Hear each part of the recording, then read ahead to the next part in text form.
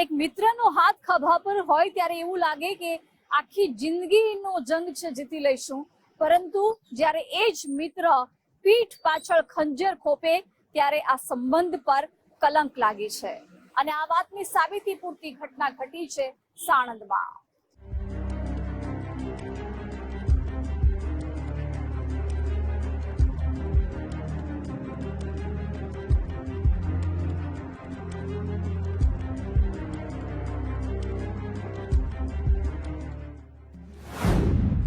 તારીખ 10 જૂન 2025, સમય સવારના 11 કલાક, સ્થળ સાણંદ પાંજરાપોળ, અમદાવાદ. સાણંદમાં આવેલી પાંજરાપોળ નજીક અવાવરુ જગ્યામાં એક યુવકનો મૃતદેહ પડ્યો હતો. યુવકની ઓળખ ન થતા પોલીસે અકસ્માતે મોતનો ગુનો દાખલ કરીને વધુ તપાસ હાથ ધરી હતી. એ દરમિયાન મૃતક યુવકનું નામ નિરંજન શર્મા હોવાનું જાણવા મળ્યું.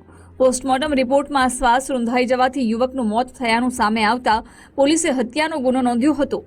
તપાસ દરમિયાન પોલીસને જાણવા મળ્યું હતું કે સાણંદની ખાનગી કંપનીમાં નોકરી કરતો નિરંજન તેના મિત્રો સાથે ભાડે રૂમ રાખી રહેતો હતો. તેની હત્યા બાદ રૂમ પાર્ટનર અને મિત્રો ફરાર હતા, જેથી પોલીસે નિરંજન સાથે રૂમમાં રહેતા ત્રણેય યુવકની શોધખોળ શરૂ કરી.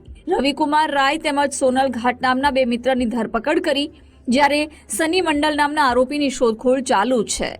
લેબર જે મિસિંગ હતો એનો હુલિયો અને જે માણસની ડેડ બોડી મળી હતી એ મેચ થતાં જો એની બોડી આઈડેન્ટિફાઈ થઈ ઓર એની બોડી આઈડેન્ટિફાઈ થયા પછી અમે ટેકનિકલ એનાલિસિસ કરતાં ખબર પડી કે જો એને સાથે જે કામ કરતા હતા સેમ કંપનીમાં ટાટામાં એ લોકો એમના જે મર્ડર કરવામાં આવેલો છે.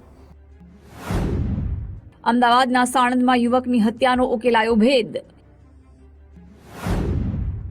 રૂમમાં સાથે રહેતા મિત્રો જ નીકળ્યા યુવકના કાતિલ. મિત્રનું અપહરણ કરી ખંડણી માંગવાનો હતો પ્લાન. અપહરણ કરવા જતા મિત્રોના હાથે મિત્રનું થયું મોત. મૃતક નિરંજન શર્મા મૂળ બિહારનો રહેવાસી છે. 1 વર્ષથી સાણંદમાં ખાનગી કંપનીમાં કામ કરતો હતો. તેની સાથે રવિકુમાર રાય, સોનલ ઘાટ અને સની મંડલ કામ કરતા હતા. ચારેય મિત્રો 2 અલગ અલગ રૂમમાં ભાડે રહેતા હતા. નિરંજનનો પરિવાર આર્થિક રીતે સદ્ધર હોવાની જાણ રૂમમાં સાથે રહેતા મિત્રોને થઈ, જેથી નિરંજનનું અપહરણ કરી તેના પિતા પાસે ખંડણી માંગવાનો પ્લાન ઘડ્યો.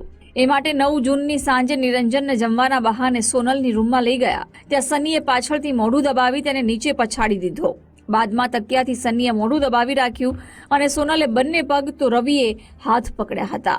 જો કે લાંબા સમય સુધી તકિયાથી મોઢું દબાવવાને કારણે શ્વાસ રૂંધાઈ જતા નિરંજનનું મોત નીપજ્યું, જેના કારણે અપહરણ કરી ખંડણી માંગવાનો પ્લાન પડતો મૂક્યો. પોલીસથી બચવા માટે એક ટ્રોલી બેગ ખરીદી તેમાં લાશ ભરી પાંજરાપોળ પાસેની અવાવરુ જગ્યાએ ગયા અને ત્યાં લાશ ફેંકી બેગ લઈ પરત આવી ગયા હતા.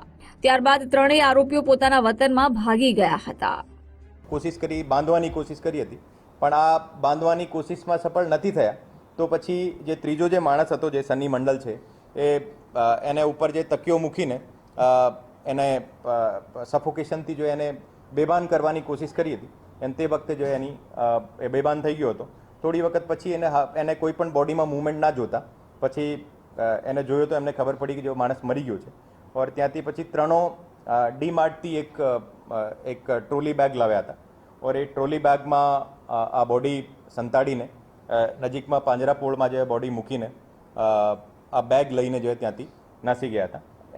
એ લોકો અહીંયાથી વલસાડ ગયા હતા. વલસાડથી જુદી જુદી શહેરોથી જો એ પોતપોતાના વતનમાં પહોંચી ગયા હતા. અત્યારે જે 2 આરોપી રવિ રાય, જે સાહેબગંજ ઝારખંડના છે, અને સોનલ કુમાર સિંહ, જે બક્સર બિહારના છે, એ બંનેના અટક કરવામાં આવેલ છે. પોલીસે સૌથી પહેલા નિરંજનના રૂમ પાર્ટનર રવિની પૂછપરછ કરી ત્યારે તેની ગતિવિધિ શંકાસ્પદ લાગી હતી. જો કે જ્યારે ટેકનિકલ તપાસ કરતા પોલીસની શંકા વધુ મજબૂત બની હતી. પકડાયેલા આરોપીઓમાં રવિ મૂળ ઝારખંડનો રહેવાસી છે, તો આરોપી સોનલ અને સની મંડલ બિહારના રહેવાસી છે. છેલ્લા 1 વર્ષથી તેઓ અહીં સાથે કામ કરતા હતા. ચારેય મિત્રો હતા. નિરંજનની વાતો પરથી તેનો પરિવાર આર્થિક રીતે સદ્ધર હોવાની જાણ થતાં ત્રણેયની દાનત બગડી. ત્યારબાદ ખંડણીના ઈરાદે અપહરણ કરવા જતા વાત મર્ડર સુધી પહોંચી ગઈ. આમ રૂપિયાની લાલચમાં ત્રણેય આરોપી મિત્રતા ભૂલી ગયા અને તેના પરિણામે નિરંજનની સાથે તેમની મિત્રતાએ પણ દમ તોડી દીધો. અર્પિત દરજી, ગુજરાત ફર્સ્ટ, અમદાવાદ.